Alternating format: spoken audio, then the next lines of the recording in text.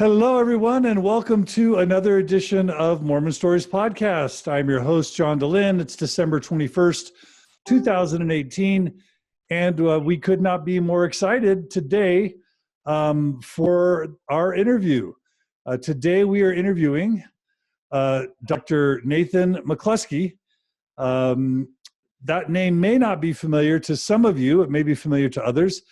If it's okay, Nathan, I will follow a matriarchal sort of order and say that you are the husband of Dr. Gina Colvin. I'm kind of used to that. What's that? I'm used to that. Mormon Stories listeners will recognize the name Gina Colvin because she is the host of a Thoughtful Faith podcast. She's appeared on Mormon Stories many times. And last week, Gina was the subject of a disciplinary council or something to that effect in New Zealand, which we were all shocked and joy-filled and a little bit concerned to learn had the outcome of no action. But apologies to Nathan for talking about Gina more than him in the beginning, at least in the initial part of his introduction. I've been wanting to interview Nathan McCluskey for a long time, and there are a lot of things that are interesting about Nathan. Nathan was born and raised in New Zealand, so he brings a perspective about Mormonism in New Zealand to the table, which is interesting. Nathan has a PhD. What's your PhD in, Nathan? Political science. Political science. He does interesting things job-wise, so that's cool. Have you served in a bishopric before, Nathan? Thrice. 3 times. Have you ever been bishop? Never. Okay, so he served in lots of bishoprics. And, you know, Nathan has been exposed to a lot of the historical and doctrinal issues that confound many modern Mormons. And yet he remains quite orthodox and orthoprax. So that's interesting to learn how someone might do that in 2018. That's why modern faith was included in the title of this episode.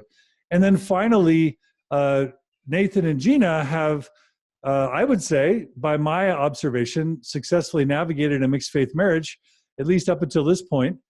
And we are always interested in Mormon Stories on modeling mixed faith marriages because that's something that many people want help with and struggle with. So we're going to talk to Nathan and possibly Gina about how they've navigated their mixed faith marriage. And then we'll end by telling the story of Gina's disciplinary council. Hopefully Gina will be available for that as well. Gina and Nathan will talk about their perspectives and their recollections on the disciplinary council and kind of where they land with the LDS Church, with the Mormon Church, with the church that shall not be named in 2018.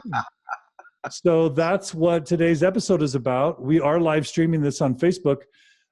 We don't know how many people on a Friday afternoon right before Christmas, the Friday before Christmas, we don't know how many people are going to be joining us, but we do love to live stream these things because we love to get viewer and listener feedback and questions and comments, etc. So we invite anyone who joins us not only to share this interview on their walls or with their friends and family or on Facebook, but also to join in on the comments on the discussion through the chat box on Facebook Live.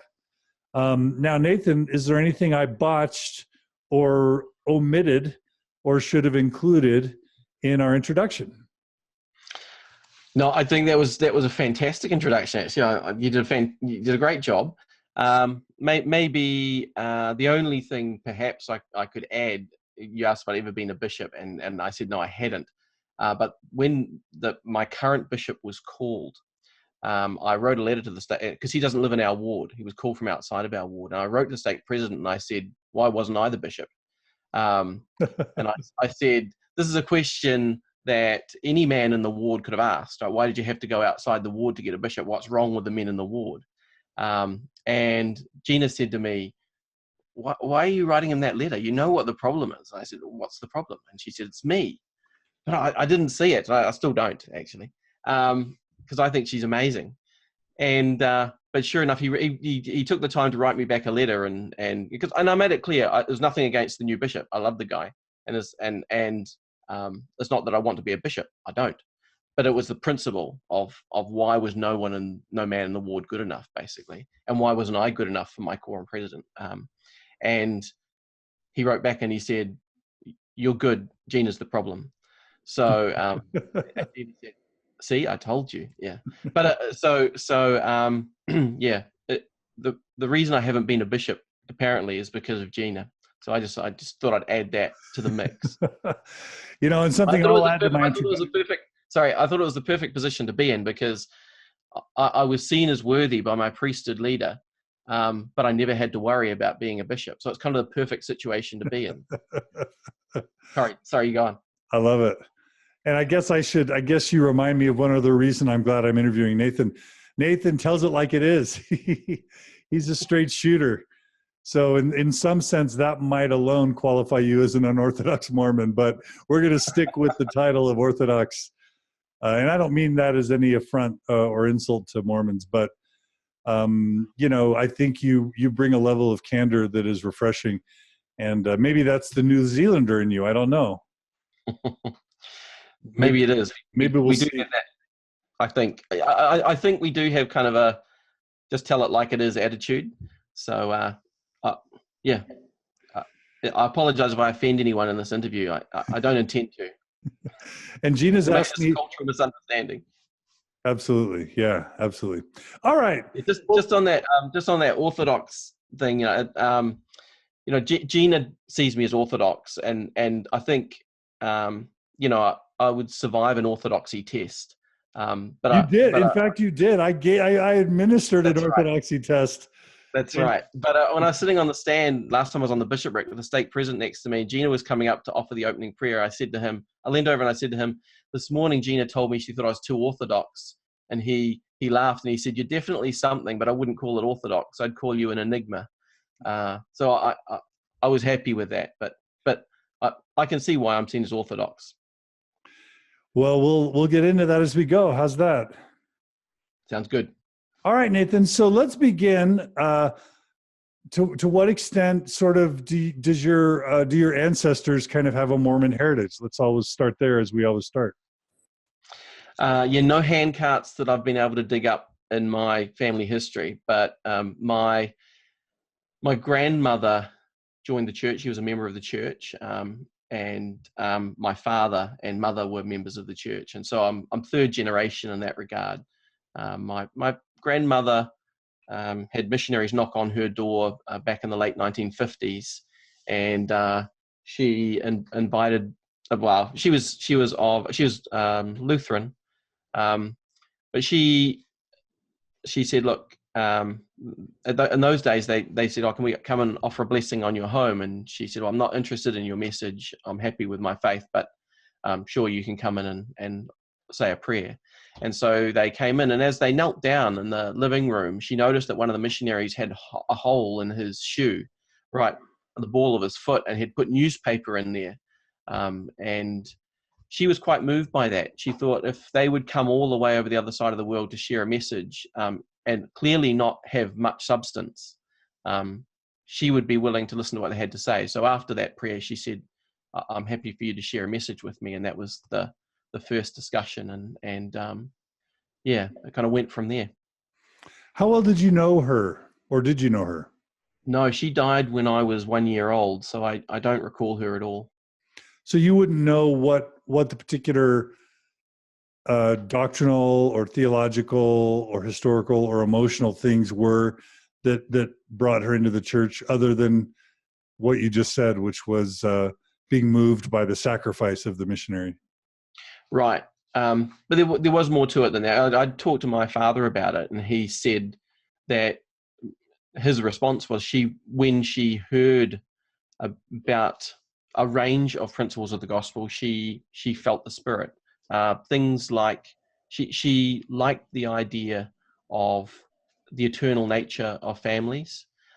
She liked the idea of there being.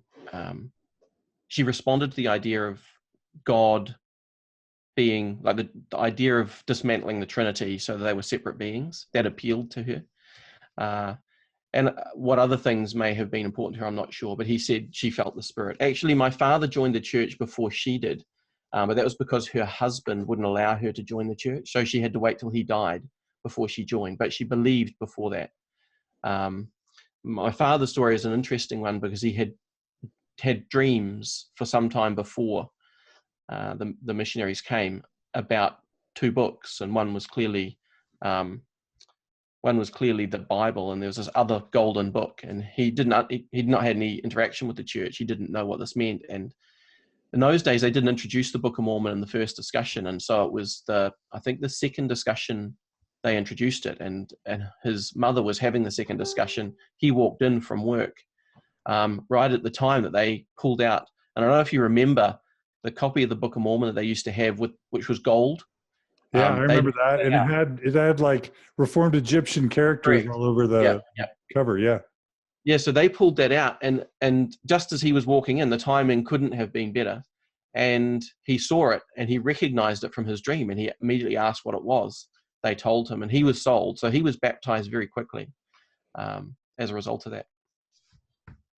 Wow.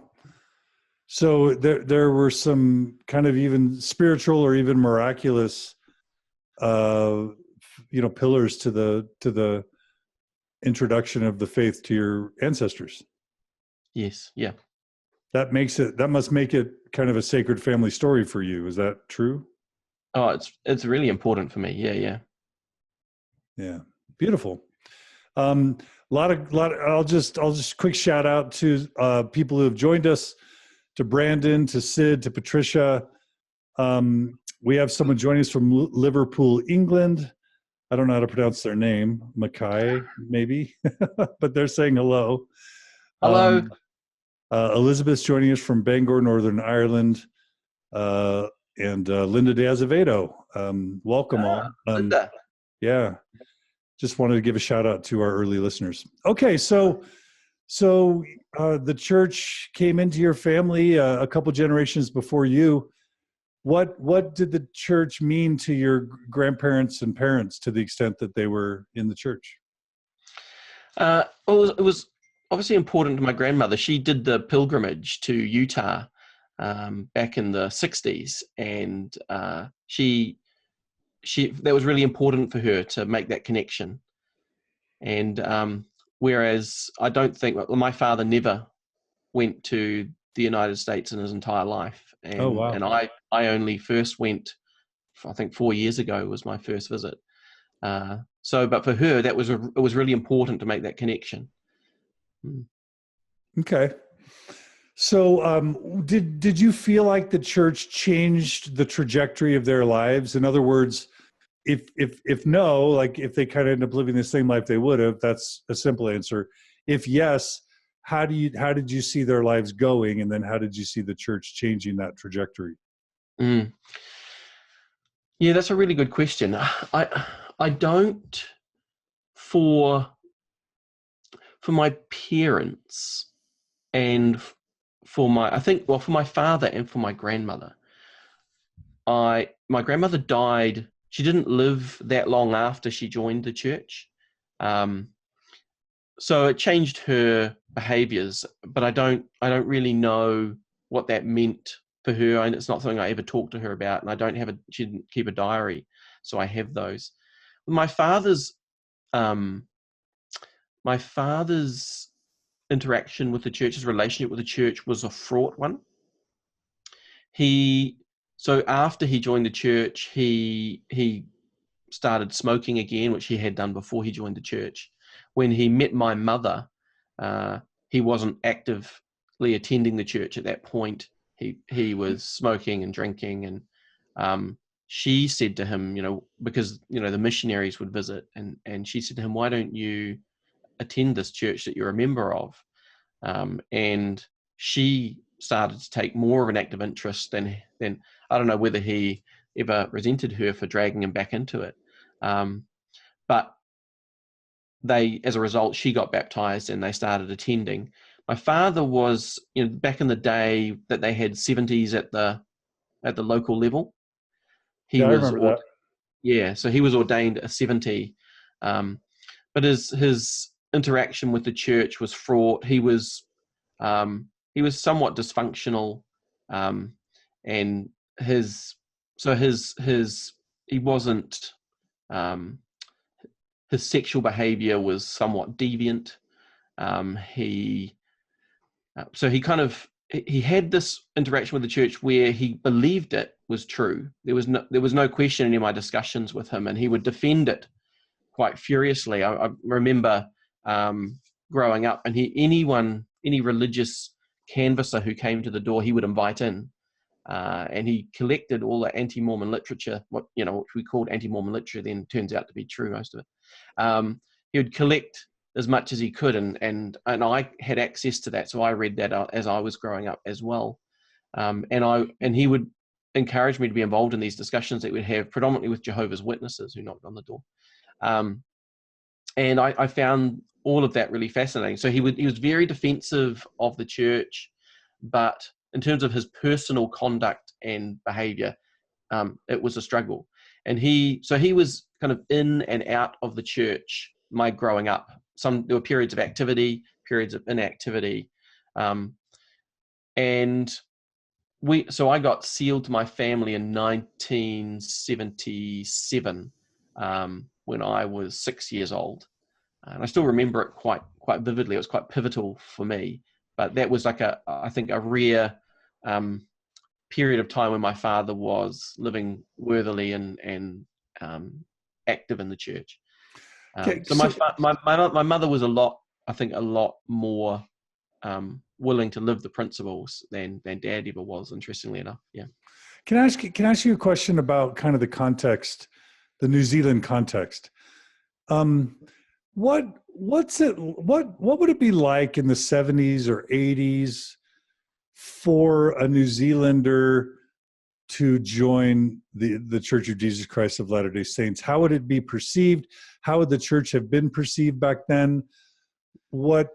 In what ways would there have been cultural or historical dynamics that would have made that less likely? Because I'm sure it was a rare choice for someone like your dad to make. And even if one were to join, what would be the cultural forces that might be unique or similar to making it maybe a challenge to preserve faith, Mormon faith, in a New Zealand context? Or is it the same as everywhere?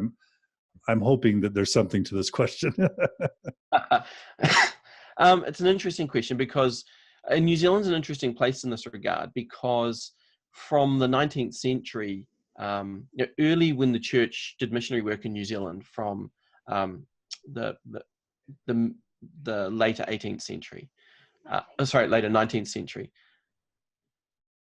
the missionary efforts were focused on what we call Pākehā, or white people. And those who joined migrated to the United States.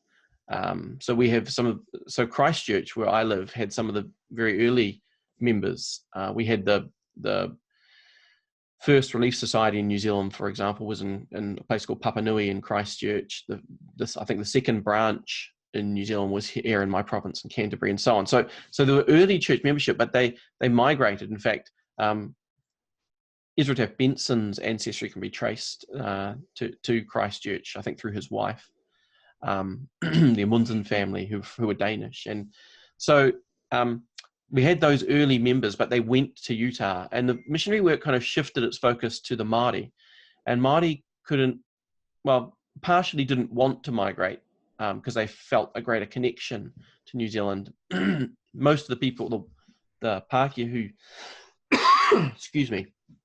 who joined the church in New Zealand, were migrants themselves from the UK or Europe, other parts of Europe. And so they seemed happy to pick up sticks again and move to Zion, and they migrated to Utah. But Māori were much more connected. And I understand also that a US immigration policy didn't allow Māori to migrate to the United States anywhere near as easily.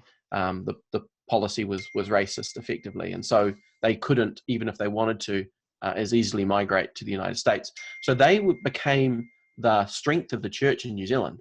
Now, in terms of the population dynamic of New Zealand, the North Island is much more densely populated with Māori than the South Island is. The South Island has far fewer Māori. And so as a result of that, even now in New Zealand, we've got about 30 stakes. Only 2 of them are in the South Island, and about 28 in the North Island.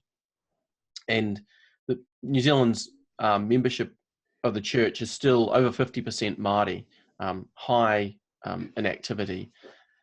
Because so in the early days, the church really engaged with Māori culture, but it's moved away from that now. And I think that's contributed to higher levels of inactivity amongst Māori in New Zealand. But so for a Pākehā family like mine to join the church, it was weird.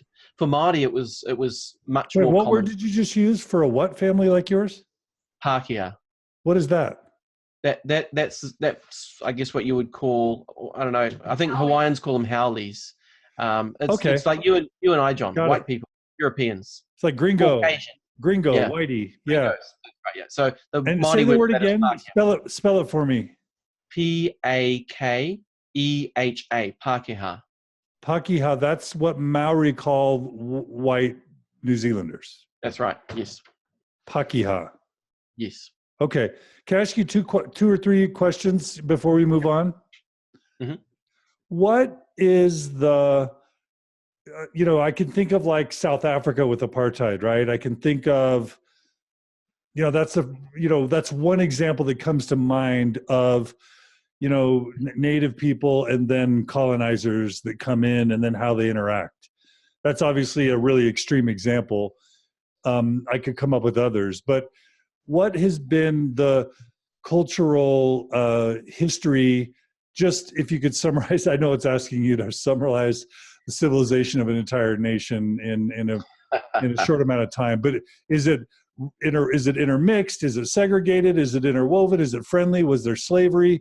Give us a sense for racial and cultural harmony versus tension in New Zealand, just to understand that interplay. And then I'm going to ask it in the context of Mormonism as well. Mm-hmm. So first I'd say that on one level, New Zealand's the story of colonization in New Zealand is no different from any other country in which Europeans have colonized indigenous peoples,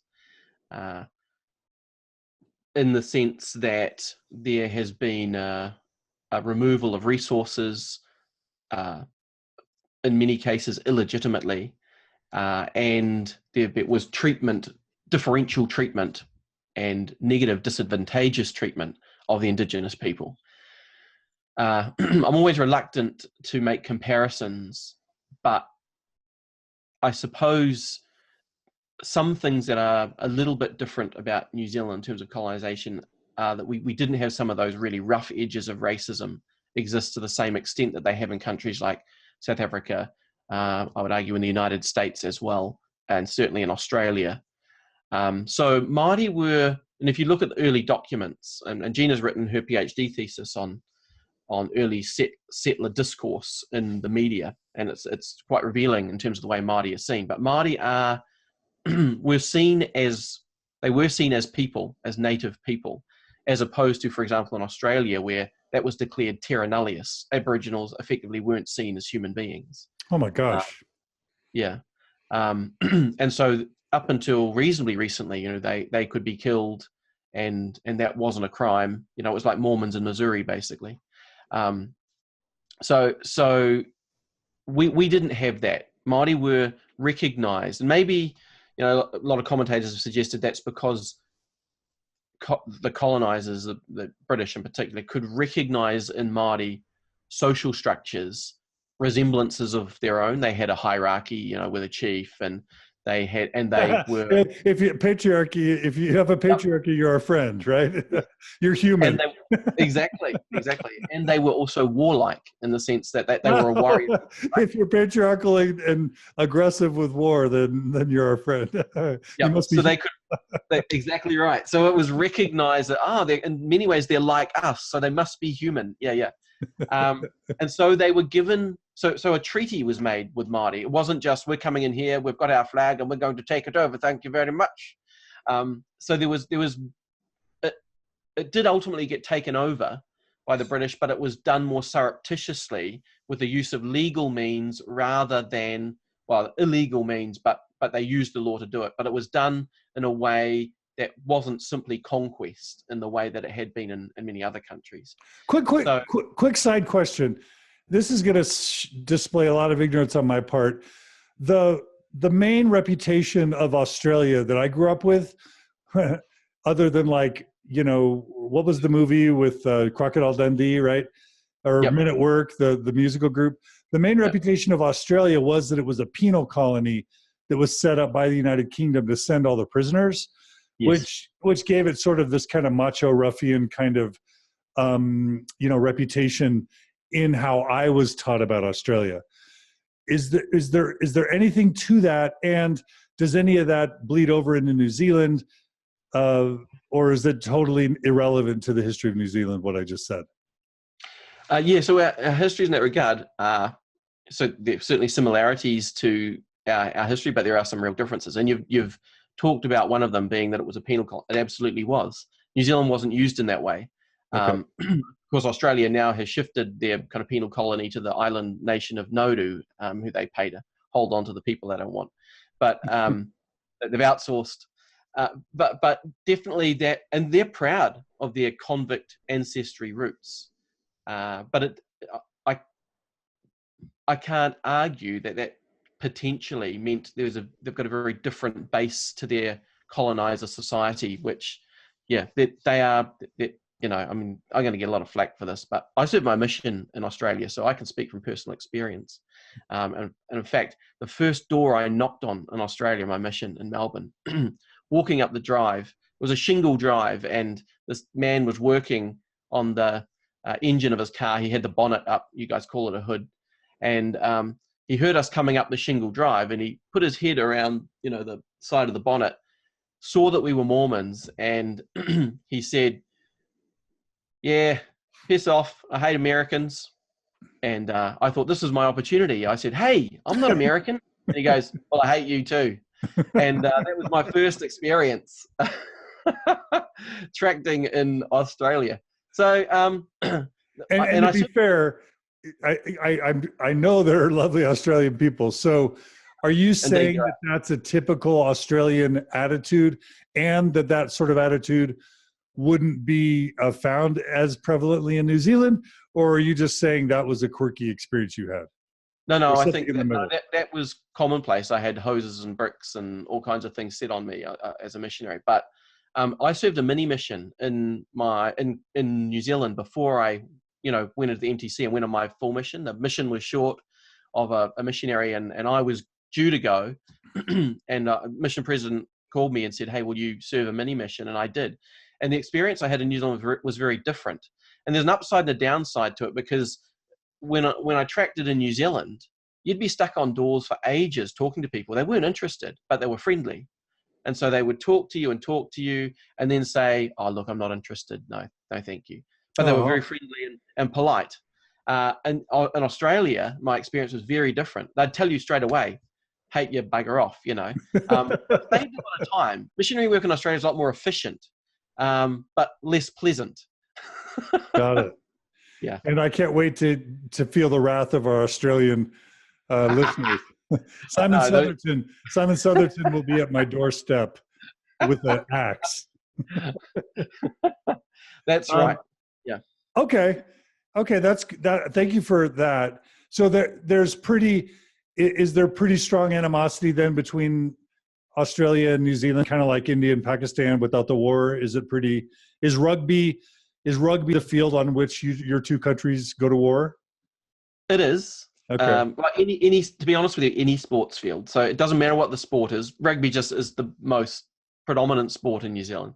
But yes, it's a huge embarrassment for us when we lose to Australia, which we very seldom do. And it's a huge cause of pride for New Zealand that because Australia and New Zealand is very much, I think, like US and Canada. We're like Canada, right? We're the kind of, not in terms of geographical size, because Canada's bigger than the United States, but in terms of and I guess, economic power and population and those kinds of things. We're like the little, the little cousin. So when we punch above our weight and we consistently beat them in rugby, and of course our other very successful national sports team is our softball team. New Zealand men's softball team are the most successful in the world, and when we beat Australia, it's fantastic. And so, and more often than not, we do. So these are huge sources of pride for us. And whenever, there've been some notable experiences over the years in which Australia have had to cheat to beat us. And, we always pull those out as an example of their convict ancestry, their low class and low breeding. And that we're just that much better because we were set up as a slice of, Anglican society from England who, had some, advantageous position in terms of status, but also we were smarter. So we like to think that, and and kind of rub their noses in it when we beat them. Which in those sports, it's pretty common. Yeah. All right, a little national pride bordering on xenophobia here on Mormon Stories. But you see, it's the interesting thing because we can do it with Australians and it doesn't feel wrong. If we did it to the Chinese or the Indians or Pakistanis or something, it just feels like it's not right to do that. We shouldn't do that. We'll see how it feels to the Australians. Okay, and I hope listeners will forgive this cultural context. I find this fascinating, and I find this as a really important setup to our discussion about Mormonism in New Zealand. I hope listeners agree, and if you don't, bugger off. No, I'm sorry, I didn't mean to say that. I don't even know what that word means. What does that word mean? Don't tell me what that word means. I don't want to know. Okay. I think so. Nathan, another question. How do you know the stories of how the Mormon missionaries converted the Maori, and what was it about Mormonism that was appealing to the Maori? If you know, and I don't mean to put you in the position of speaking for another cultural group. Having said that, you probably know a lot about that, or maybe you don't, but I thought I'd ask anyway. Well, a lot of the information that I understand about that has come through Gina, who's actually sitting in the corner in the room. So I have to be careful what I say because she is actually the expert on this. She can come tell us this if she wants. It's up to you guys. Well, I'll jump in if he makes a mistake. Yeah. Okay. If you see something hit my head, you'll know that it's her turn to take over. Okay. So look, there are a lot of things about Mormonism that were appealing to Māori. So one of them was that it wasn't from England for a start off. So over the late 19th century, there was in the 1860s, for example, we had the land wars in which the settler government had become they had taken over the balance of power effectively, and they were using it to leverage land off Māori. And there was some resistance from various iwi, or tribes in English. And that meant that a lot of animosity was growing amongst Māori, and a real resistance to the incursion of the colonists. And here came the church, which wasn't associated with them at all. In fact, in 1835, before the Treaty of Waitangi was signed in 1840, the northern tribes had put together something called the Declaration of Independence, and it was based very much on the US Constitution and the US Declaration of Independence. And they wanted something like that for New Zealand to protect themselves against what they saw as potential loss of resources. They could see it coming, So the church came, and it was not British. So that was appealing in the first, from the get-go, that these weren't people who had come. The reality is that the Anglican Church and the Methodist Church and so on, but mainly the Anglicans, had used their religious power and the conversion of Māori to Christianity as a way of assisting the transfer of these resources. And they weren't always, this is not in every case, but they weren't always practicing what they had preached. And Māori saw some of that hypocrisy and what they were losing as a result of that connection. So the church comes along, it's American, it doesn't have any of that baggage. So that's appealing. The other thing that's appealing, and this is somewhat controversial, but Gina suggested that the fact that the church was polygamous and polygamy existed in Māori society, when it was absolutely ruled out by the Anglican Church, made it line up to some degree culturally. Also, the emphasis on family history and ancestor recognition and connection, huge. In Māori, it's called whakapapa. And that connection to your ancestors and genealogy was also really appealing to Māori. There were also prophecies, and there's a lot of argument around whether these prophecies pointed to the Church of Jesus Christ of Latter-day Saints or not. Various religions have kind of claimed them, but there were prophecies by various chiefs and what are known as tupuna or priests in tohunga. Sorry, not tupuna. Yeah, tohunga in Māori, the Māori cultural space, who talked about the raising of the hand to the square. They talked about people coming in twos, and these were picked up by some as recognition, and amongst Māori as well. They were certainly used as a way of identifying the church as connected with God and being right. So, and certainly in some areas where these prophecies were made, Māori joined the church in large numbers amongst, like, for example, Ngāti Kahungunu on the east coast of the North Island.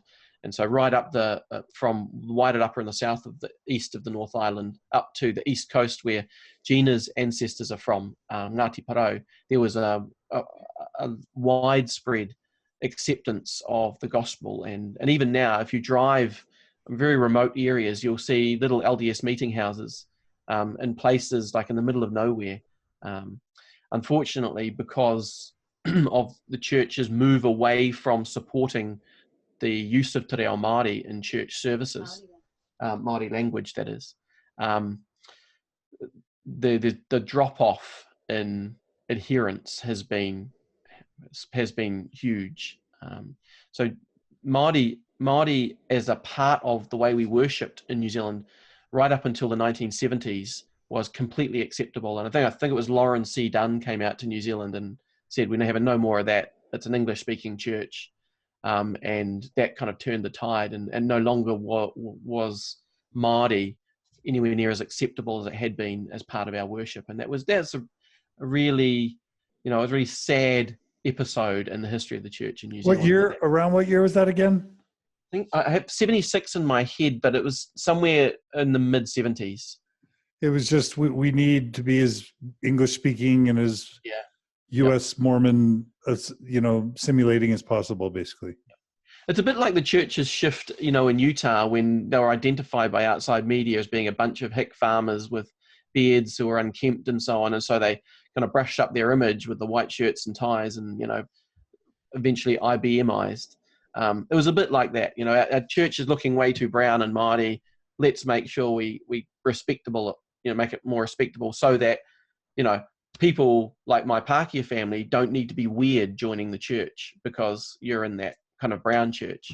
And so that was the shift that seemed to occur. It wasn't said in those terms, but that's the feeling that you get. Okay.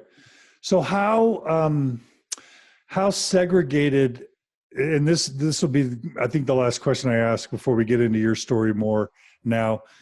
How segregated has the Mormon church in New Zealand been historically? Have there been very integrated wards? Has there sort of been more, what is it, Pākehā? What is the word? Yep, Pākehā, you got it. Wards versus Maori wards? Or are there wards where it's like West Side Story where there's Pākehā and Maori, but they kind of have their own cliques? How well has the Mormon Church in New Zealand been culturally integrated? Yeah, so there's a high degree of miscegenation in New Zealand. In fact, I did my master's degree in that word means the hatred of mixing, right? Of mixing races? No, I think it's intermarriage miscegenation, isn't it? Okay. I think miscegenation is interracial marriage. You're saying there's been a high level of interracial marriage. High level of interracial marriage. And in fact, so I did my master's in demography, and it was the head of the department used to often talk about the high level of integration. I mean, New Zealand has that anyway, because we haven't had those hard lines of segregation that you see in like South Africa, or even that happened in the United States, right, prior to the civil rights movement and so on, changing things to some extent. But we've never really had, we never had slavery. We never had any kind of segregatory rules that were overt in society. They applied in regards to some things, like being able to access a government benefit or something like that back in the 1930s, but we didn't have hard lines. Māori and Pākehā have always been able to integrate, to intermarry, and they always have right from the outset. And so in the church, we've not had, to the best of my knowledge, a Māori ward. There's no Māori ward that exists. Māori and Pākehā sit shoulder to shoulder. Interestingly enough, you earlier mentioned Gina's disciplinary council. She's a Māori woman. Her bishop's Māori, and our stake president is Māori. So culturally, having a man determine a Māori woman's kind of place in the church, that's maybe a topic that Gina wants to talk about. But that's an example of how that wouldn't happen in Māori culture, but it happens in the church, and there's a degree of friction there over the fact that should even happen. But the point I want to make is that in leadership positions in the church, it's not at all uncommon. We had our last temple presidency were all Māori, and so it's not at all uncommon for, at every level of the church in New Zealand, Māori to be featured and to be completely involved. And so yeah, there are some wards that have a more predominant Māori membership than others, and as a result, they have a more Māori flavour in their services and so on. But there's no there's kind of no segregation that the church has put in place to say you have to go to that ward because you're Māori, and if you're Pākehā, don't associate with them, kind of thing. That I've never seen that happen. Okay, not my experience. Yeah. And then how? And we talked about this in my interview with Gina when I interviewed Gina Colvin, and I do want to refer listeners to that as well. My sort of one-on-one lengthy interview with Gina a couple interviews ago. But just tell the listeners who haven't heard that, to what extent the church's rhetoric around, Lamanites, around darker skin, the curse of Cain, and all of that pre-existent stuff, and Bruce R. McCluskey stuff. How was that perceived in New Zealand, let's just say in the 50s, 60s, 70s, and 80s? Yeah, so in terms of the priesthood ban, let's get that out of the way first. It didn't feature in New Zealand. Okay. Māori have had access to the priesthood every bit as much as Pākehā have in New Zealand. So that's never been used. And that's interesting because Maori can be quite dark-skinned, right? Yeah, so we're certainly, we have a friend whose brother migrated to Las Vegas, Nevada, and was denied the priesthood because his skin was quite dark. And he said, I'm Māori, I'm not of African descent, and had to have, quite lengthy discussions to prove that, he was entitled to the priesthood. So yeah, but I mean, that brings that whole question up about what that was ever about, right? Is it about skin color? Is it about lineage? Is it about race? Is it about ethnicity? Is it about, who knows? Or was it a huge disaster? Wrong, a huge mistake, abortion of a policy, one of those things. Yep, agreed. So, but unfortunately in New Zealand, it never featured. So to some extent, when the 1978 Revelation came out, it was only a blip on the radar because it never really been employed in New Zealand at all. We saw that very much as an American issue. And that was another example for us. That's another example of Americans doing what they do, which is focusing on the wrong things. Yeah, sorry about that, John, but that's often the way that Americans. No offense taken. By New Zealanders. Yeah. I have lots of self-hatred, so you're fine. Good on you. That's healthy. Self-loathing is our bread and butter. I'm kidding. So that's that. In terms of the other dimension to your question, the Lamanite connection, that was used very healthily. So Māori were very much told that they were of the house of Israel. They were literal descendants of the house of Israel. And we have a predominantly Māori church in New Zealand called the Rātana Church, which also made this claim that Māori were literally descendants of the house of Israel. And I think there were early connections between it and the Church of Jesus Christ of Latter-day Saints in New Zealand, and that idea was shared. So for many Māori, particularly older Māori in New Zealand, the idea that this is kind of being dismantled due to DNA evidence and so on is still resisted. They still very much see themselves as literal descendants of the house of Israel, and being Lamanites isn't necessarily a bad thing, because there were points of time when the Lamanites were more righteous than the Nephites, and that I guess they would see themselves as, a righteous branch of the house of Israel. Yeah, the pure blood of Israel. Mm-hmm. So in that sense, they have a greater right of access to the priesthood than even Pākehā do in New Zealand. It's for some, it's still a point of pride. Love it. Okay, well, let's get back to your story. So you were sealed to your family, did you say at age 7? 6. 6. And you I guess that means you grew up in a mixed faith home, right? Kind of. Well, no, because my father and mother were both members of the church. But he was kind of he was in and out. Questionable in his faithfulness, let's just say. Yes, yep, that's right. Yeah. So yeah, I guess you could say that, but there was never any question, in most mixed faith households that I'm aware of, there's a challenge to the beliefs. But my father never really challenged the beliefs. His issues tended to be much more localized, and with his own worthiness and feelings of inadequacy. For example, he didn't bless me, he didn't baptize me, he didn't perform any of my ordinances because he didn't feel worthy to. He was self-aware and self-honest enough to at least admit that. And so, yeah, there's no question about the truthfulness of the church. There were only questions about his willingness to live it. So I don't quite see that in the same basket as your traditional mixed faith home in which one of the couples is going, that church is bollocks. Yeah. Got it. So tell us what your Mormon childhood was like as a New Zealander. It was enjoyable. I mean, now we're moving to a 2-hour block. I remember when we had the 3 separate hours, and I really enjoyed church. I've always felt really affirmed and accepted at church. In fact, I was on my stake assignment a couple of weeks ago. I was sitting in sacrament meeting, and just before it started, or it might have been just after it ended actually, the woman who was sitting behind me, she said, I remember you in primary singing your heart out. She said, I remember going carol singing, and you went carol singing, and you were so enthusiastic in your singing. I thought it was beautiful that for someone your age who's normally shy to sing in a situation like that, you had, you're completely open to doing that. And she said that she was quite touched by that.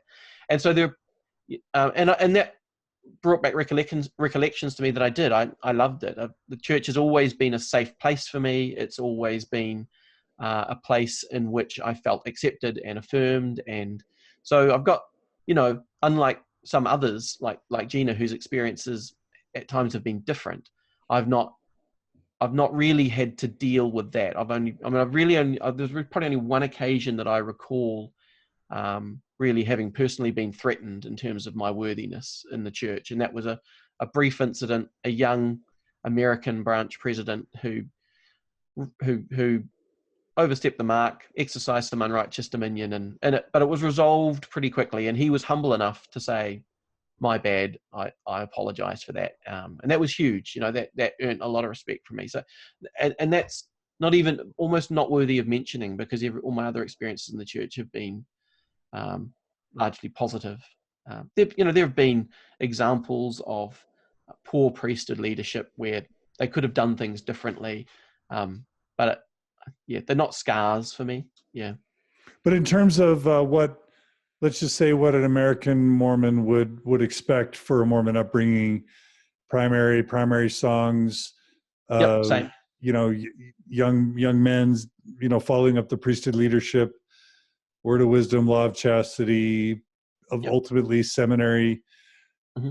Did you have church dances? Fill us in. Were there road shows? Were there temple trips? Like, fill us in on to what extent your New Zealand Mormon upbringing as a child and youth would mirror that of someone in the United States versus diverge. So I don't know what it's like growing up in the church in the United States, but I would say for all those things you've just said, yes, we had all those things.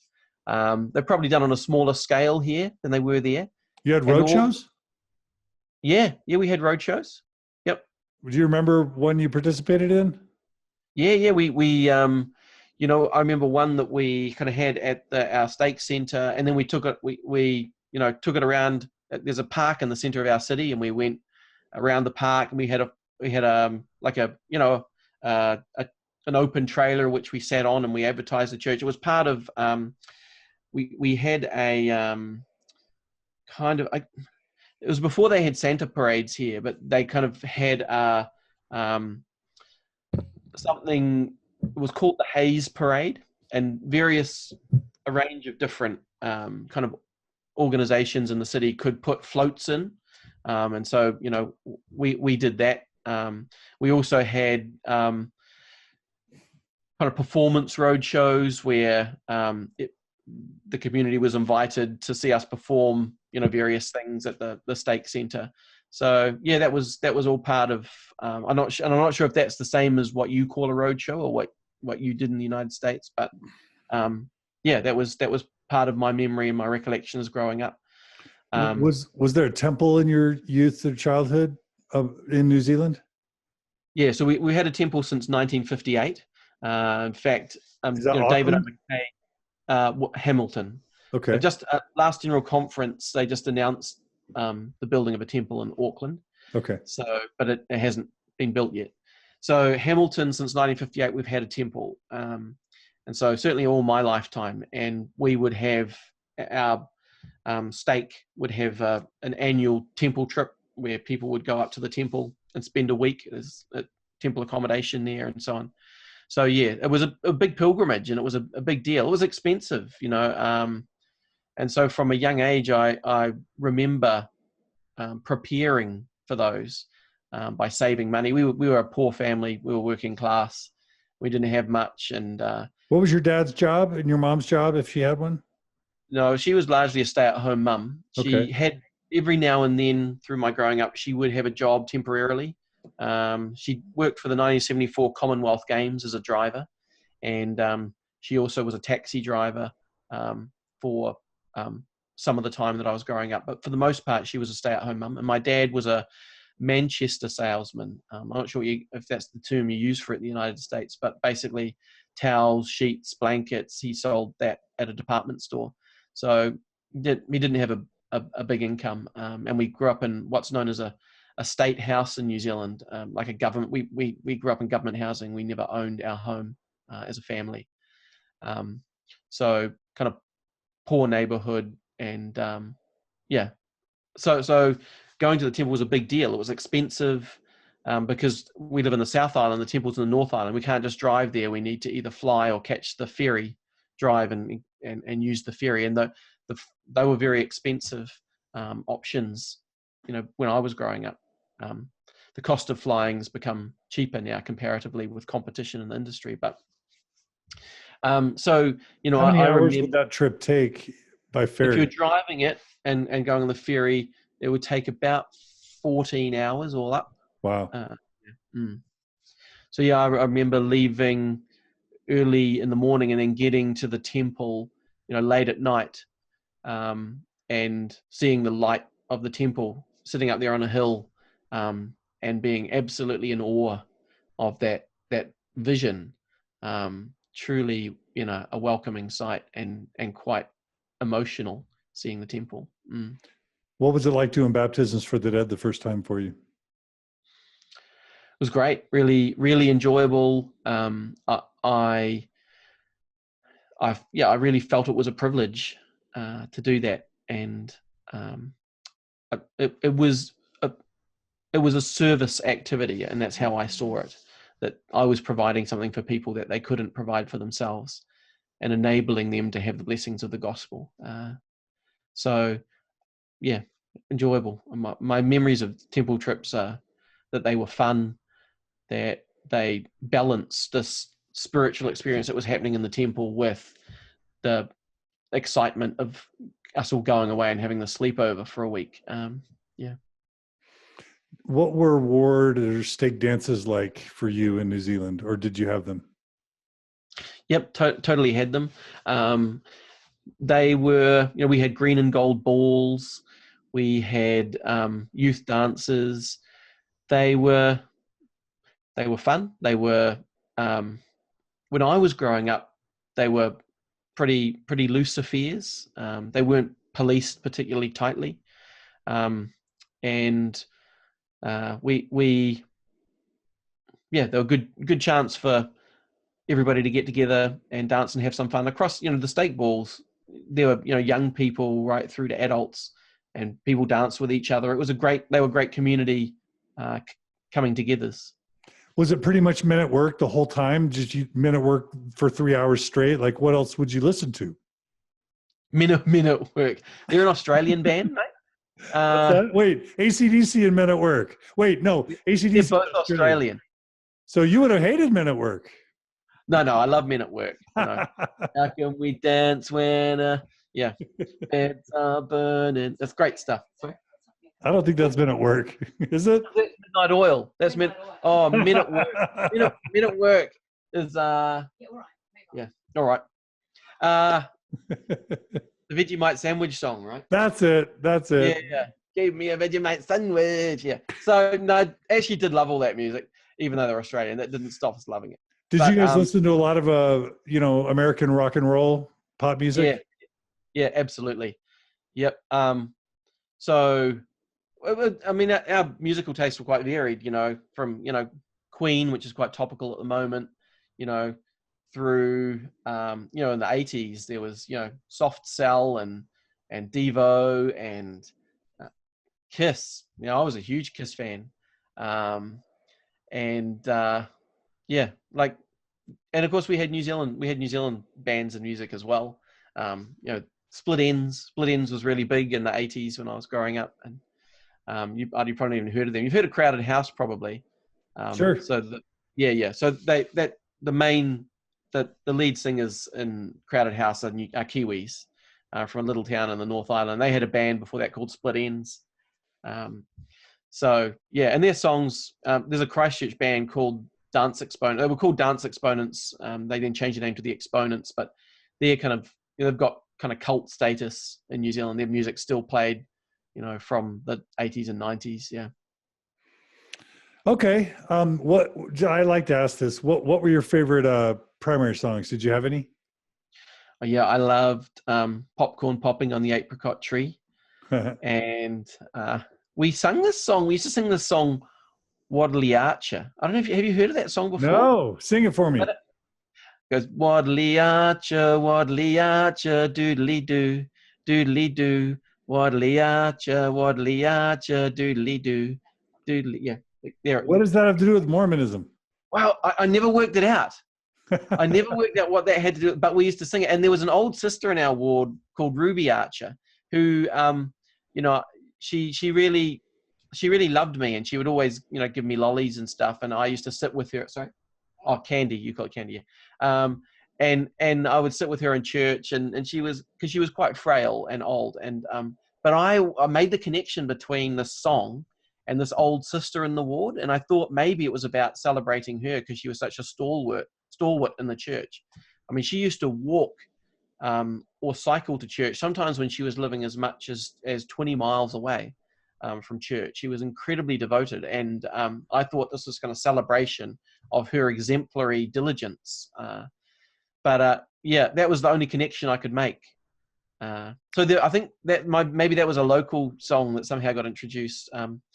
We used to sing. Another one I liked is "If You Chance to Meet a Frown, Do Not Let It Stay." That one, yeah. So loved that. I loved "Away in a Manger" as a Christmas song, and I I really loved I loved Book of Mormon stories. Loved that one. Yeah. And all the actions. Yeah. So What they're my did favorite. so I'm guessing you're around my age. What year were you born? 71. So you're 2 years younger than me. So I'm guessing That means you're you from know, the 60s. I'm from the 70s, John. I don't want to, dwell on that. I'm guessing Bruce R. McCluskey, Joseph Fielding Smith, Mormonism was still permeating the church education system during your, let's just say, Sunday school and seminary and high school years. So to what extent did you get sort of that Orthodox upbringing doctrinally and theologically? Yeah, so Mormon doctrine was on everyone's shelf. I don't know any members who didn't have a copy of Mormon doctrine on their shelves. There might have been one or two members who saw, particularly Māori members who saw him as a racist, who didn't have it. But most members had a copy of Mormon doctrine. That was like a staple. And doctrines of salvation, Joseph F. Smith, Joseph Fielding Smith, I should say, that was many members, not as many as Mormon doctrine, but many members had that, and that would be a go-to for explaining, answers to questions or points of doctrine. That was definitely a feature in my growing up, and those men were seen very much as authoritative on, questions of doctrine and belief. Having said that, when it was convenient for us, we were always willing to say, "Oh no, that's American." So if we didn't like something and we didn't think it fit, we would explain that away as being American. That's part of the American culture. That's not part of the Church of Jesus Christ. So would you happen to have an example of that, or maybe not? Well, definitely, we talked about the priesthood ban. That was definitely one of them. So the attitudes towards race in that regard were certainly seen as an American issue. Not really seen by most. I wouldn't say the majority saw that. There would be some who, we still had our rednecks, but for most, that they weren't seen as part of the gospel. And I think... So the priesthood ban would have been viewed in your teen years by most New Zealand or Mormons as a errant policy? Yeah, I think, I don't know for most if it was seen that overtly, that they would say that's wrong. I think what they would say is that they would just ignore it. That's more because it was too difficult to engage with, because we can't say that the prophet's wrong, but our reluctance to engage with it meant that we didn't see it as part of the gospel, if you know. So it's kind of it was kind of a passive resistance rather than active resistance, would be what I would say. Would you agree, Gina? Yeah. Yeah. That's really interesting. And kind of progressive. It's almost like New Zealand was progressive as a culture. Because we didn't see it as progressive, because we've not had those same kind of race issues ever. So we would just see that as human, I guess. Yeah, I just mean by modern standards of social justice and, multicultural sensibility. Yep. Yeah. Yep. Okay. The fact that you were going through the civil rights movement as late as you did, in terms of rights for blacks, it was seen as a joke by many New Zealanders. That civil rights movement, it's just like those crazy Americans. Like, how is it they're still having this argument? What we've always known. Yeah, exactly. Yeah. Interesting. That's super cool. All right. But what did you do with the Book of Mormon utterances about God cursing people with dark skin? Well, they were put in the context, in my experience, they were put in the context of it just forming, it was about forming a difference. So yeah, the curse was there because they were doing bad stuff and they needed to be seen as different. They needed to be separated because of the religious dimension, the righteous dimension, the keeping the commandments dimension, the connection with God. And then ultimately it was a happy story, right? Because they then became more righteous than those who thought they were better than them. So that was the closing of the loop, effectively. That you have to read it in context, the context of this is not damning someone. This is creating a situation in which, yes, there was separation for the safety of those who were the people of God. And then ultimately, he never gave up on them. And they came to be the people who ultimately were the example to those who were the people of God. It was seen as a cautionary tale. This is what happens if you allow, pride and worldliness to be more important than your connection with God. And anybody can fall into that trap. But don't think that you're better because you've done bad things in the past. You can change, and you can actually be more worthy in the sight of God than those who were in the first place. It was kind of treated as the first shall be last and the last shall be first. So it was kind of a triumph. Yeah. And did you ever look up to the Maori as like, oh my gosh, they're the pure blood of Israel, and I'm not. I'm grafted into the blood of Israel, but they're actually descendants of Abraham, Isaac, and Jacob. Did you ever have that kind of envy?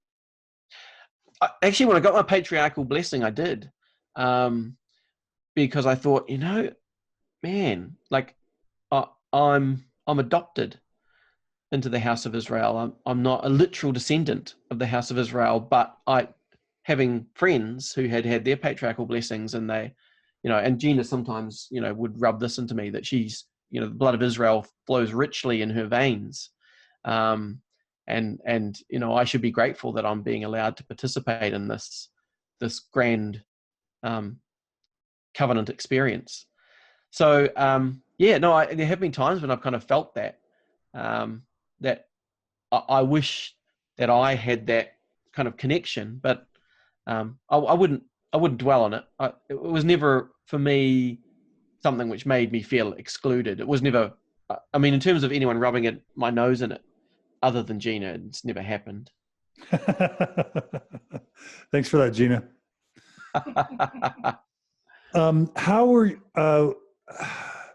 What was your faith like as a teenager? Did you ever have like me? Like, this all seems good, but I really need to know. I really need to have a witness.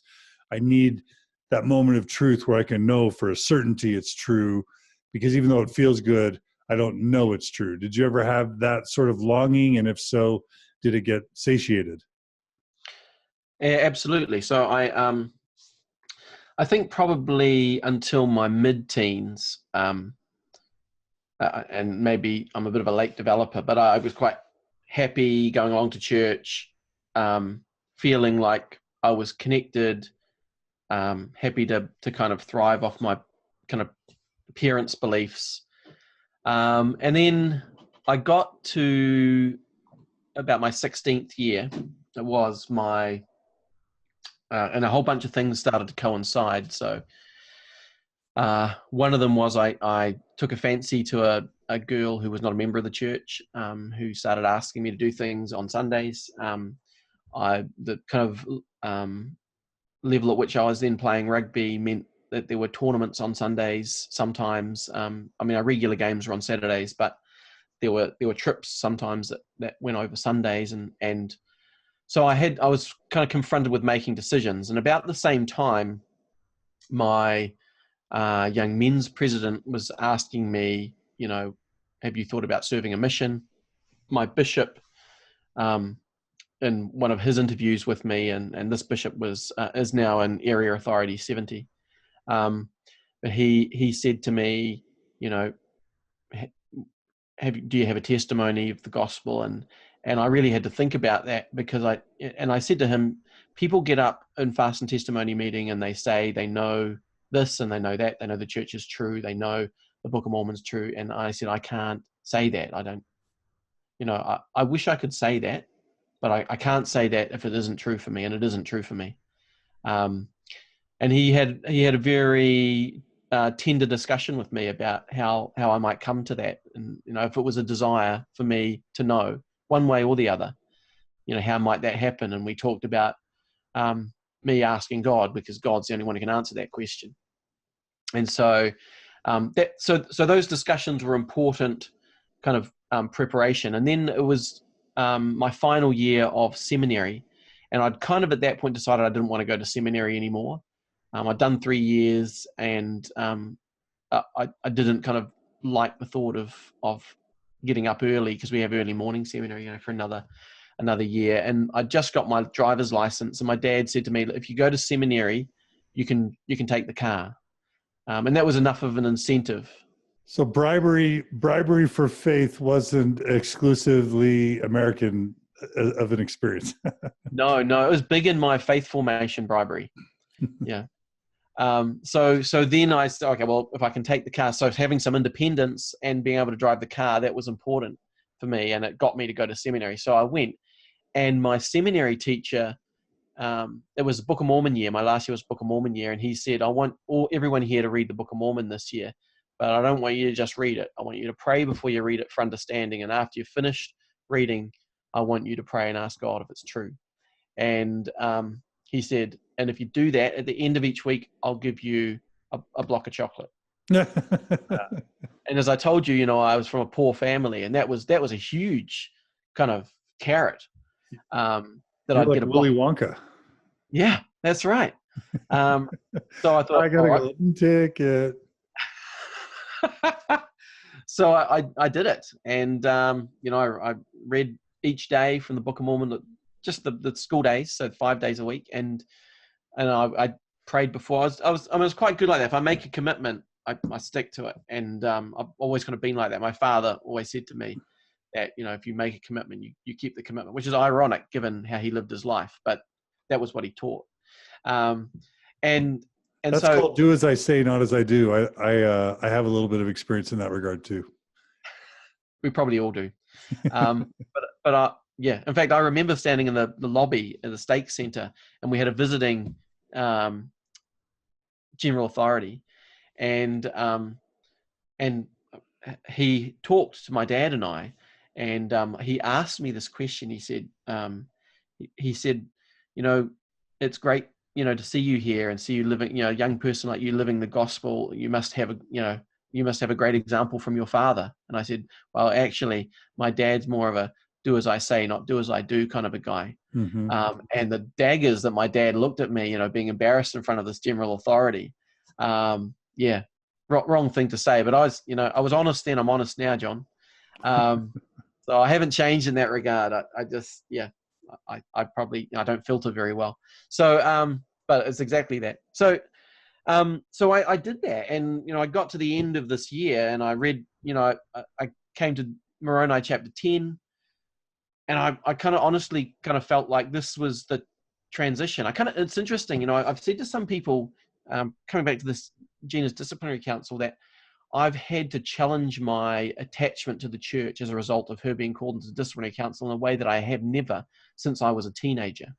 And I was thinking of this experience because at that moment I was thinking I didn't get a testimony. I expected to get a testimony, and I haven't got a testimony. And so if after reading today and saying my final prayer, I don't get that, then I'm looking at other options for what I do with my life. I don't feel like I'm obligated to stay with the church. I don't feel like I'm obligated to a life of discipleship to Christ even. I can think about how else I might plan my life. And I guess, in the lead up to Gina's discipline, I was thinking,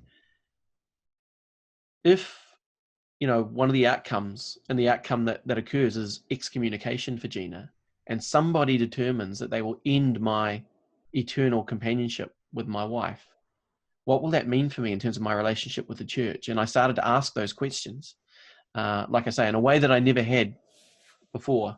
And, not since I was a 16-year-old. So that was kind of scary for me, to be put in that space in a way that I hadn't for so many years. But anyway, so back to me being a 16-year-old, I said my final prayer, and I waited for an answer, probably for the first time that I had actually. I always just said the prayer and that was it. But this time I waited, and I guess the Spirit speaks to you in the way that you can best understand. And I felt a voice say, "Are you stupid?" And at that moment, I reflected on all of the times that I had read and felt the Spirit. And I knew that I had. I knew I had felt peace. I knew I had felt love. I knew I had felt touched, but I just hadn't recognized it. But those feelings came together at that moment, and an awareness came over me, and I was overwhelmed, and I cried. It's not something I did. I do it a lot more now than I did as a 16-year-old, I can tell you. And I wept, and I knew that that was an answer to my prayer. And I couldn't deny that I felt God in that moment. If I've ever felt God in my life, it was then. And if that wasn't God, then I don't know what God feels like. And so that for me changed everything, in the sense that I was then determined that I would serve a mission, that I would serve in the church, that I would continue to read the scriptures and pray, and that God would be a center point of my life and a focal point of my life. So yeah. So yes, I had that kind of pivotal conversion, transformation event. You got the witness. I did get the witness. Yeah. Moroni kept his promise with you. He totally did. Mm. Well, sweet. So did that make the decision to go on a mission pretty easy? Yeah, it was made at that point. Mm. Did you have to deal with any shame, like word of wisdom, law of chastity, shame in high school? Or any other type of shame? I've normally felt it really easy to live the word of wisdom. Never really been tempted to break it, except on one occasion. And I went on a rugby trip to another town in the South Island, and at the end of the one of the days, we'd played and then played a game against the team that we were touring against, and we're back in our cabins where we were camping and staying, and then there was a drinking game.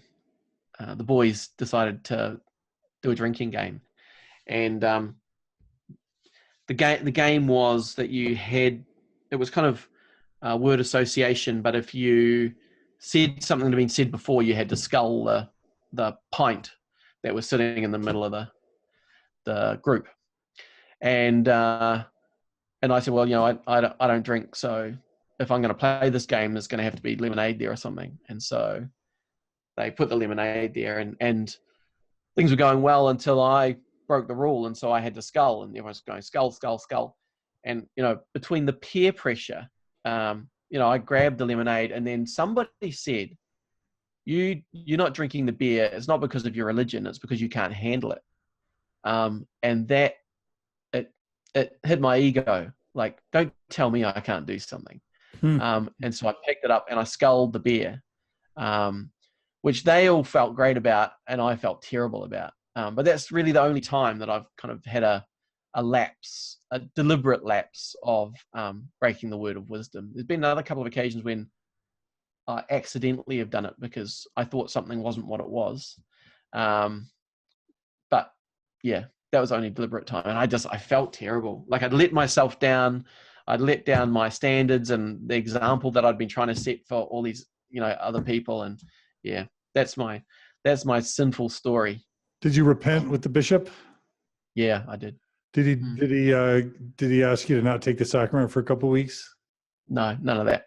No. Oh, okay. He said, so it was, sorry? You got off scot-free. Yeah. Well, he was a rugby player as well. And I think he understood very clearly the pressures, and he said, how do you feel about it? I said, I feel terrible about it. And he said, are you going to do it again? And I said, no, I'm not. And then we had to talk about avoiding, getting yourself into those situations. So, you're not presented with it. And and that was really it. That sounds like a healthy exchange. Yeah, it was really positive. I love it. Okay. Anything about your mission? You said you were called to Australia. Were you disappointed about that or excited? And anything about your mission that you want to share? Um, I was disappointed. About the same time, a bunch of my friends had put in their papers, and they were all called to Auckland. And I wanted to stay in New Zealand. I'm a real homeboy, John, and I really wanted to stay in New Zealand. And of course, of all places to go, Australia was the last place I wanted to go because of this whole animosity between Australia and New Zealand. And the last place in Australia I wanted to go was Melbourne, because Melbourne has no rugby. Like, they do now, but they didn't then. Like, it was all Aussie rules. And I thought, I'm going to be separated from the game I love for 2 years, and I'm amongst all these Aussies. And, I was just like, man, I really don't want to go there. But at the same time, as that was me thinking about it, but at the same time, I felt that the call was from God. And so that kind of sadness about going a place that I didn't want to go was dispelled by me feeling the rightness of it. And I love my mission. It was an amazing experience. I look back on it with great fondness. There was certainly shadow and light in it. And I had my kind of moments of darkness. I wasn't the best rule keeper necessarily, but I was a hard worker. And so I played hard, but I worked hard. And it was an eye opener, but a great experience. I certainly have no regrets having served a mission, and I'm totally glad that I did. It was a powerful experience for me. It was quite formational and foundational in terms of setting up my ability to work with a companion who may not see things the same way as me. I attribute a lot of my ability to not give up on my marriage with Gina, despite our differences, to never giving up on a companionship, even though I had some really tough ones on my mission. Wait, are you saying the ability to endure pain and suffering on your mission prepared you for enduring a marriage with Gina? Is that what I heard you just say? That's exactly what I said, John. You summed that up well. Of course, there are advantages to being married to Gina that I didn't share with my companions. Well, we're not supposed to talk about that. Of course. Okay. All right. So let's, so you come home now. It's going to be weird that I'm going to maybe talk about Gina's story. Is there anything about your story that comes to mind that's worth mentioning between you coming home from your mission and marrying Gina, or would you jump naturally to that point? Because I have a question about that if you do. Yeah, there wasn't a lot of time between me coming home and marrying Gina, to be honest. I got home in the June, and I was married to her in the September. Okay, so for those who heard my story, my interview with Gina, they'll know that Gina was married to a prior person, but I don't want to give that away. So why don't you talk about, you come home, talk about your bishop, and talk about Gina, and talk about how that all happened. Okay. So my side of the story, we go back to before I went on my mission. He was my bishop. So he was the bishop who sent me on my mission, was her first husband. Gina's first husband. Gina's first husband sent me on my mission.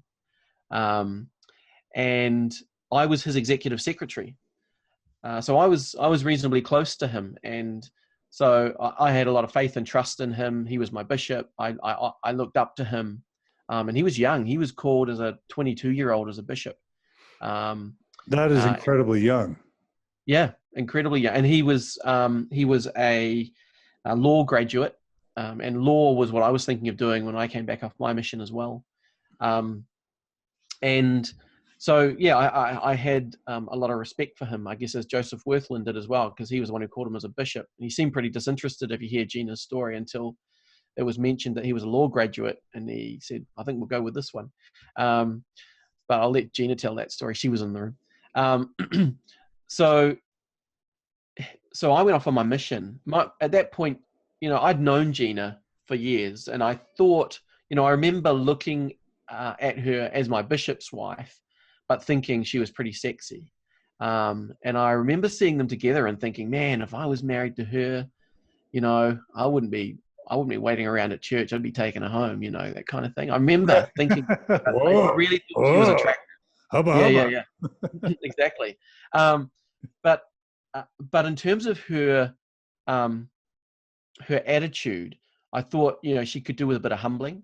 Like, she would come into our meetings, and we're having bishopric meetings, and she would say, "This is going on too long. We need to go." She'd always been outspoken like that. And I thought, man, how disrespectful. Like, seriously, so I kind of hot, but disrespectful. Exactly. Yeah. Right. Yeah. Okay. Doesn't she can't speak to her husband like that. He's a bishop, that was kind of the way I felt. Anyway, and I went on my mission, and I heard that they had split up.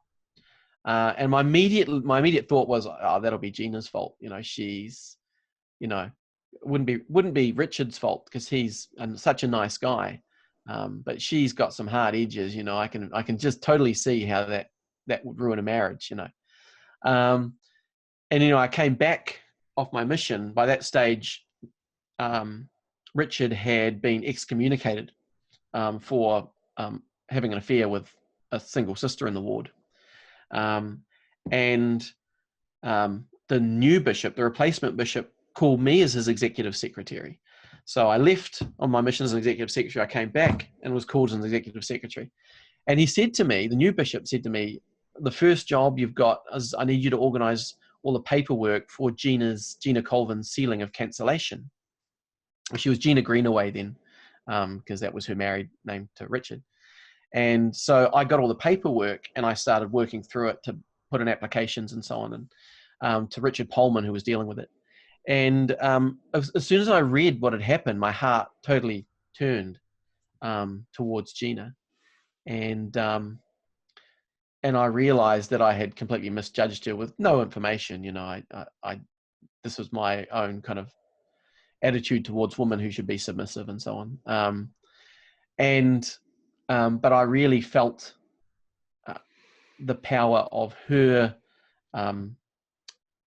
innocence in terms of what had happened to her, that she was a victim, not a perpetrator, in terms of the breakdown of this marriage. Simplifying it, but and so that was important for me to change my attitude towards her. But she was regularly having interviews with the stake president, with the bishop, kind of as a follow-up to what had happened to her, and he was offering pastoral care to make sure she was okay. And because some of these interviews were late at night, he would ask me to stay in the meeting house so he wasn't alone there with her. And after one of these interviews, he suggested that we go out and get pizza together, him, me, and her. And so we went out to get pizza. And as we were sitting around the table and eating, she made a comment, and she said, the last time that I went out for pizza with my bishop, I went home and had sex with him afterwards. And, for my kind of young, naive mind, I was like, wow, she says interesting things. And it really perked my interest. And I liked that she was different. I liked that she was willing to push boundaries and not be afraid of saying what she was thinking. And I was kind of like that myself, but I saw in that something that was exciting, I guess. And that was kind of the start of, I don't know how much you want to hear the whole story, but that was the start of Gina and I. But yeah, that happened pretty quickly after I got back from my mission. And you were married within a few months, a matter of months. We were, yeah. So what happened is, I won't share all of the details because I'm not sure how interesting it'll be for people, but to cut the story down to some extent, she said to me, because she's not afraid to ask questions, as you well know, which is why she does what she does now as a podcaster.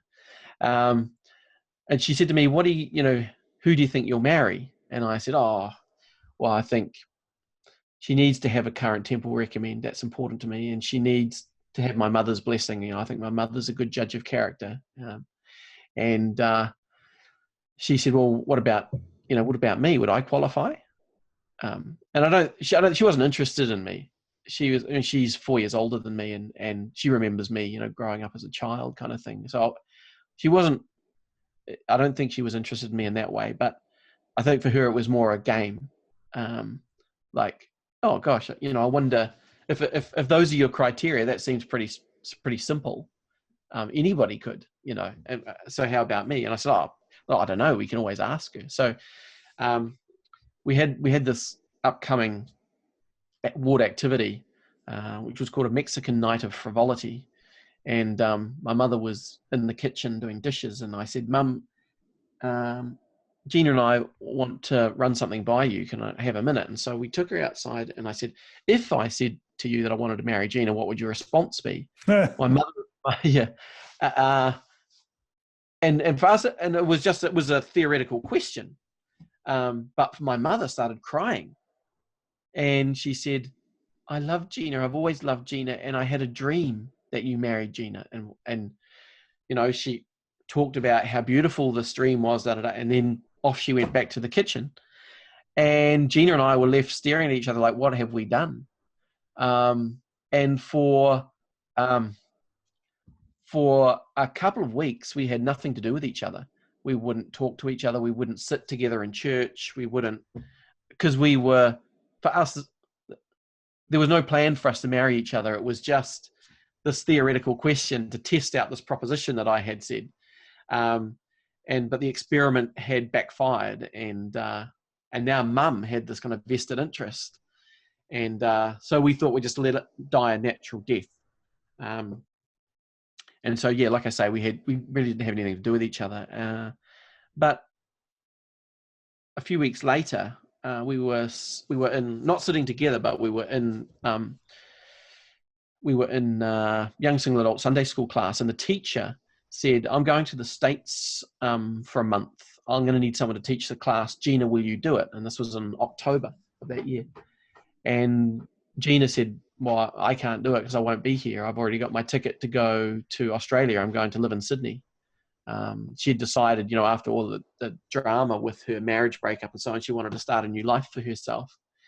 And at that moment, I had another one of those experiences that I had when I gained my testimony with the Book of Mormon. And I felt the Spirit say, stop her.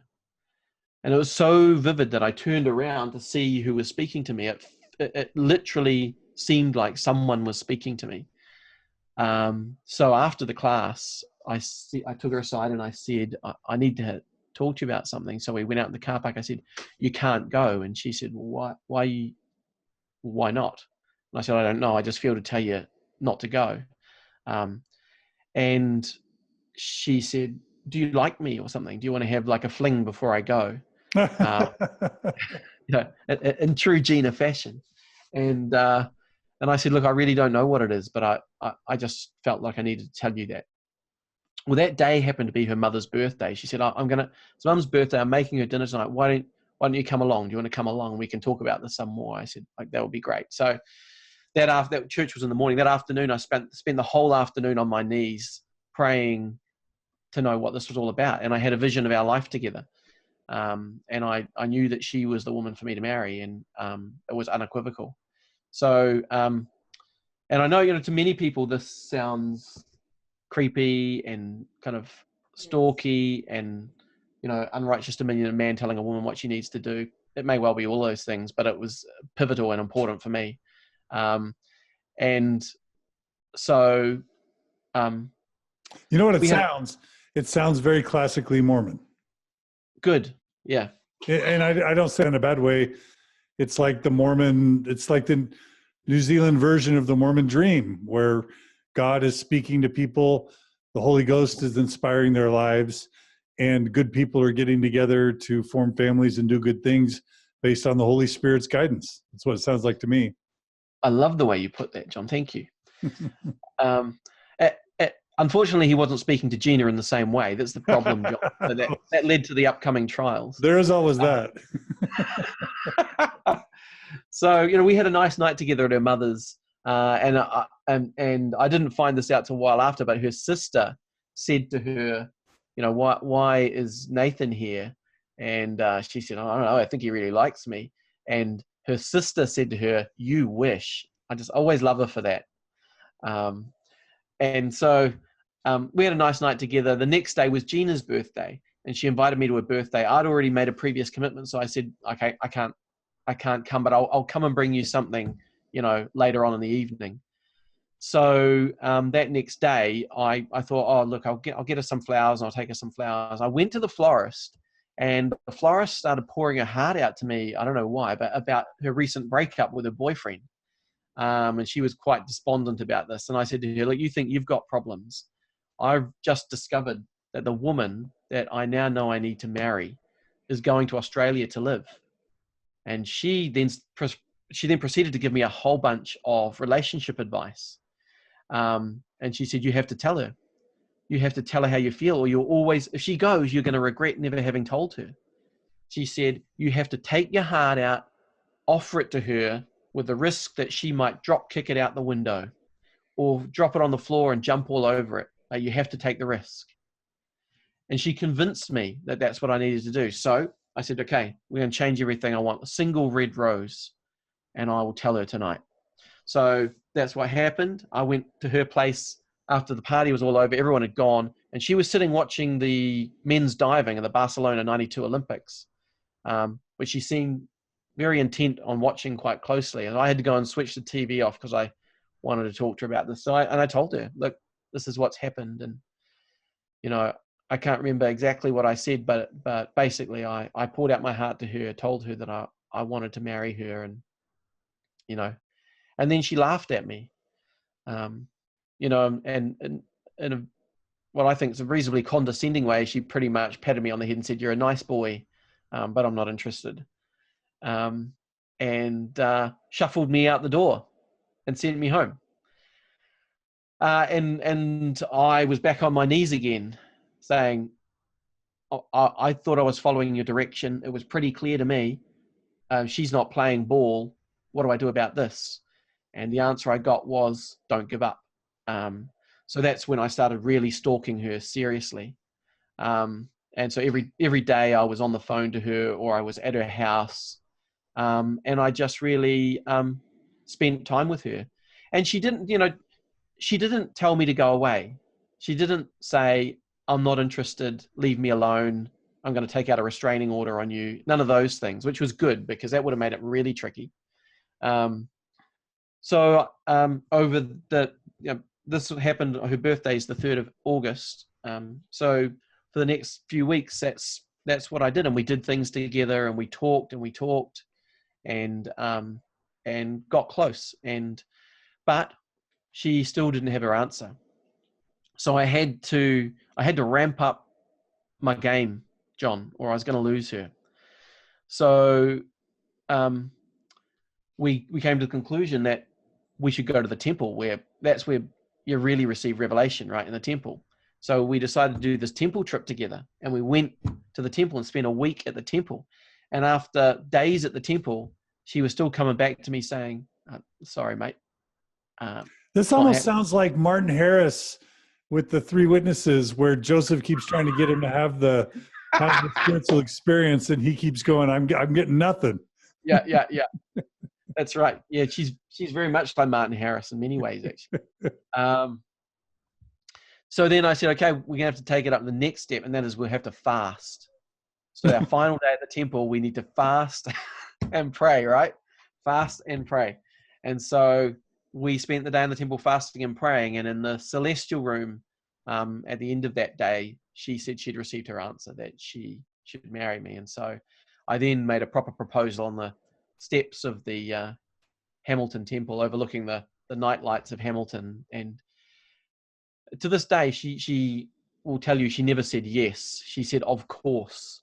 Because by that stage, it was a foregone conclusion, much like most people thought her disciplinary counsel was. But there's always that risk that she'll turn back at the last minute and say, no, I don't think so. But she agreed to marry me. And so, 4 weeks later, we were sealed in the temple. I love it.